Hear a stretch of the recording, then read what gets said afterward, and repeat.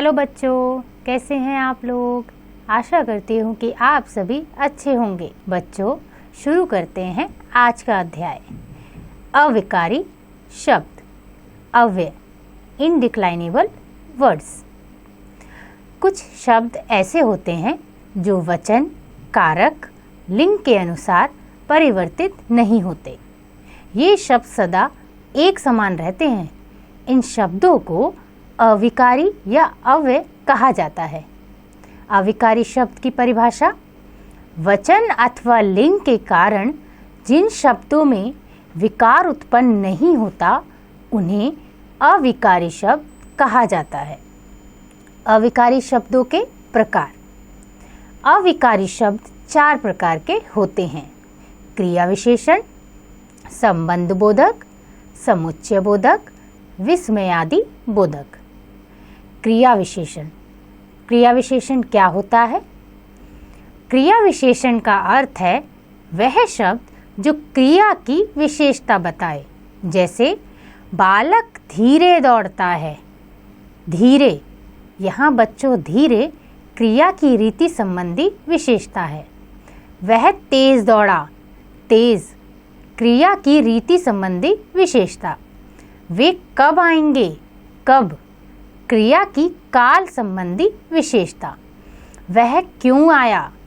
क्यों, क्रिया की कारणवाचक विशेषता।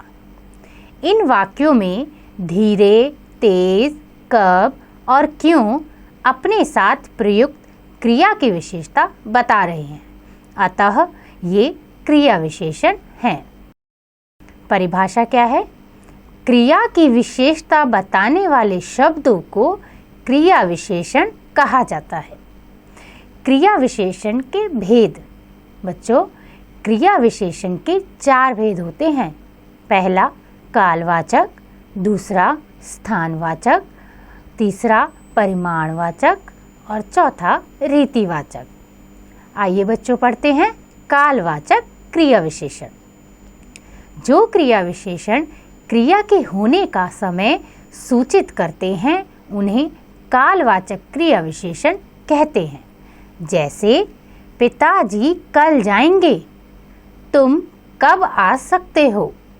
रवि प्रतिदिन मंदिर जाता है। वह हमेशा सच बोलता है। इन वाक्यों में बच्चों कल, अब, प्रतिदिन तथा हमेशा क्रिया के होने के समय की सूचना दे रहे हैं। ये कालवाचक क्रिया विशेषण है। कुछ प्रमुख कालवाचक क्रिया विशेषण: आज, कल, परसों, जब, तब, सदा, प्रतिदिन, प्रतिवर्ष, आजकल, बहुधा, घड़ी घड़ी, साल भर, निरंतर, फिर, पश्चात आदि। दूसरा है स्थानवाचक क्रिया विशेषण। जो शब्द क्रिया के होने के स्थान या दिशा का बोध कराएं उन्हें स्थानवाचक क्रिया विशेषण कहते हैं। जैसे मैं वहाँ रहता हूँ। वह नीचे बैठा है। बच्चे बाहर खड़े हैं। तुम इधर उधर क्यों दौड़ रहे हो? इन वाक्यों में वहाँ, नीचे, बाहर व इधर उधर शब्द स्थानवाचक क्रिया विशेषण हैं। कुछ प्रमुख स्थानवाचक क्रिया विशेषण: यहाँ, वहाँ, जहाँ, तहाँ, इधर, उधर, किधर, जिधर, दूर, निकट, अंदर, बाहर, भीतर, ऊपर, नीचे, पीछे, आगे, सामने, और, उस ओर, चारों ओर, समीप, आसपास आदि। परिमाणवाचक क्रिया विशेषण: जिन शब्दों द्वारा क्रिया के करने या होने की पर्याप्त अधिकता या न्यूनता का बोध होता है वे परिमाणवाचक क्रिया विशेषण कहलाते हैं। जैसे वह बहुत बोलता है। कम खाओ ताकि पचा सको। बच्चों, इन वाक्यों में बहुत, कम तथा ताकि से क्रिया के परिमाण का बोध होता है, अतः ये परिमाणवाचक क्रिया विशेषण है। कुछ प्रमुख परिमाणवाचक क्रिया विशेषण: खूब, ज्यादा, अधिक, थोड़ा, बहुत, अत्यंत, इतना, काफ़ी, उतना, जितना, थोड़ा थोड़ा, बस, तिल तिल आदि। बच्चों अगला है रीतिवाचक क्रिया विशेषण। जिन शब्दों से क्रिया के होने या रीति या विधि का पता चले उन्हें रीतिवाचक क्रिया विशेषण कहते हैं। जैसे दिन जल्दी जल्दी ढल रहा है, वह कम बोलता है, धीरे धीरे बोलो, अचानक तुम्हारे सामने शेर आ गया। इन वाक्यों में जल्दी जल्दी, कम, धीरे धीरे तथा अचानक क्रिया के होने की रीति बता रहे हैं, अतः ये रीतिवाचक क्रिया विशेषण है। संबंध बोधक। निम्नलिखित वाक्यों को ध्यान से पढ़ो और समझो। बिल्ली मेज के नीचे है, कुर्सी मेज के पीछे है, पुस्तक मेज के ऊपर है, मेज कमरे के अंदर है। बच्चों ऊपर लिखे वाक्यों में नीचे शब्द बिल्ली और मेज का संबंध प्रकट कर रहा है। ऊपर शब्द पुस्तक और मेज का संबंध प्रकट कर रहा है। पीछे शब्द कुर्सी और मेज का संबंध प्रकट कर रहा है। अंदर शब्द मेज और कमरे का संबंध प्रकट कर रहा है। बच्चों इसकी परिभाषा क्या है? जो शब्द संज्ञा या सर्वनाम का संबंध आपस में या वाक्य के दूसरे शब्दों के साथ बताते हैं उन्हें संबंध बोधक अव्यय कहते हैं। संबंध बोधक अव्यय के भेद। संबंध बोधक अव्यय के निम्नलिखित भेद होते हैं।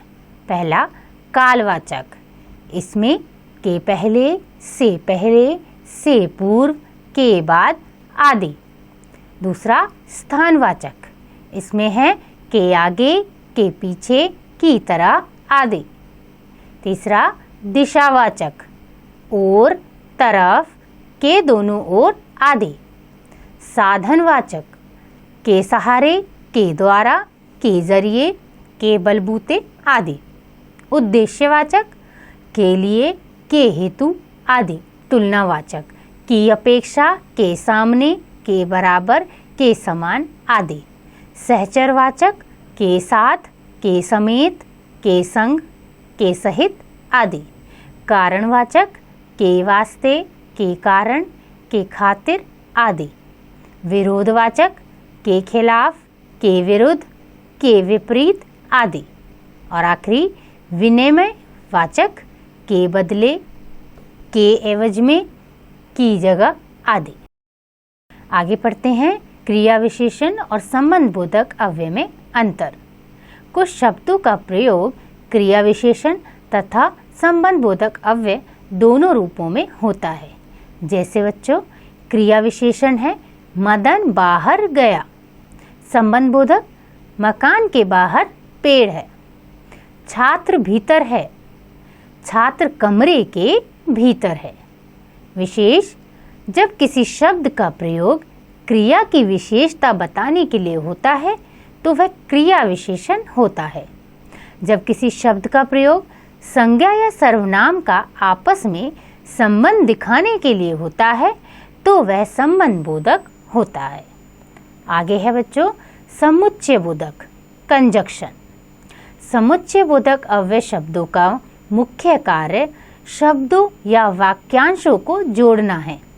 इसी कारण इन्हें योजक भी कहते हैं। जैसे राम और श्याम खेल रहे हैं। राम पढ़ता था इसलिए कक्षा में प्रथम आया। यहाँ बच्चों पहले वाक्य में आए और दो संख्याओं को जोड़ रहे हैं। वाक्य में आया इसलिए शब्द दो वाक्यांशों को जोड़ रहा है। परिभाषा है दो शब्दों या वाक्यांशों को जोड़ने वाले शब्द समुच्चय बोधक कहलाते हैं। समुच्चय बोधक के भेद। समुच्चय बोधक अव्यय के निम्नलिखित भेद होते हैं। पहला संयोजक समुच्चय बोधक। और राम और श्याम मित्र हैं तथा बर्फी पेड़ा तथा लड्डू मुझे प्रिय हैं। एवं दाएं एवं बाएं देखकर सड़क पार करो। विभाजन समुच्चय बोधक। लेकिन मोहन यहाँ आया लेकिन चला गया। फिर भी मैंने उसे रोका, फिर भी वह चला गया। परंतु मैंने बहुत मनाया, परंतु वह नहीं माना। ताकि नित्य खेलो, ताकि स्वस्थ रहो। आगे है विस्मयादि बोधक इंटरजेक्शन। जिन शब्दों से हर्ष, आश्चर्य, भय, शोक, घृणा आदि का भाव प्रकट होते हैं, वे विस्मयादि बोधक अव्यय कहलाते हैं। विस्मयादि बोधक अव्यय के सामने विस्मयादि बोधक चिन्ह लगता है। जैसे छी, तुम कितने गंदे हो। वाह, क्या छक्का मारा है। परिभाषा: विस्मयादि बोधक का अर्थ होता है विस्मयादि भावों का बोध कराने वाला। आपने सीखा, जिन शब्दों पर लिंग वचन का कोई प्रभाव नहीं पड़ता उन्हें अविकारी शब्द कहते हैं। अविकारी शब्द 4 प्रकार के होते हैं: क्रिया विशेषण, संबंध बोधक, समुच्चय बोधक, विस्मयादि बोधक। क्रिया की विशेषता बताने वाले शब्द क्रिया विशेषण कहलाते हैं। जो शब्द संज्ञा या सर्वनाम का संबंध आपस में या वाक्य के दूसरे शब्दों के साथ बताते हैं, उन्हें संबंध बोधक अव्यय कहते हैं। बच्चों, आशा करती हूँ कि आपको ये अध्याय समझ आ गया होगा। इसका अभ्यास आप स्वयं कीजिएगा।